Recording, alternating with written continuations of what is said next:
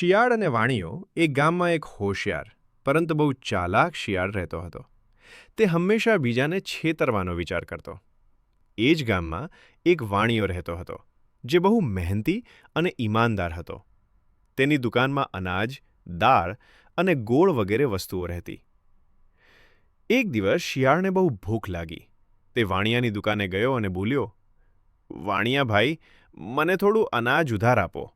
કાલે જરૂર પાછું આપી દઈશ."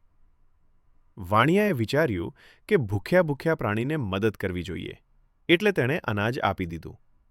પણ શિયાળ તો ચાલાક હતો. તેણે અનાજ ખાધું અને ક્યારેય પાછું આપ્યું નહીં. કેટલાક દિવસો પછી વાણિયાએ શિયાળને જોયો અને અનાજ પાછું માગ્યું. શિયાળ બોલ્યો, "હું તો કંઈ ઉધાર લીધું જ નથી." વાણિયાને દુઃખ થયું, પણ તેણે શાંતિ રાખી. થોડા દિવસો પછી વાણિયાએ એક યુક્તિ વિચારી.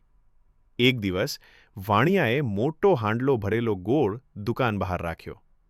શિયાળને લાલચ આવી.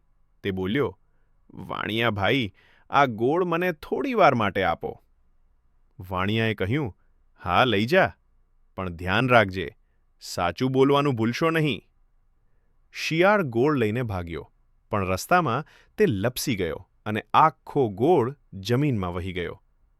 હવે શિયાળ પાસે કશું બચ્યું નહીં. શર્મિંદો થઈને શિયાળ વાણિયા પાસે પાછો આવ્યો અને બોલ્યો, "મને માફ કરો, મેં તમારી સાથે ખોટું કર્યું. હવે મને સમજાયું કે છેતરપિંડીથી ક્યારેય સુખ નથી મળતું." વાણિયાએ તેને માફ કરી દીધો અને શિયાળે પણ વચન આપ્યું કે હવે તે ઈમાનદારીથી જીવશે. વાર્તાનો બોધ: ઈમાનદારી સદા જીતે.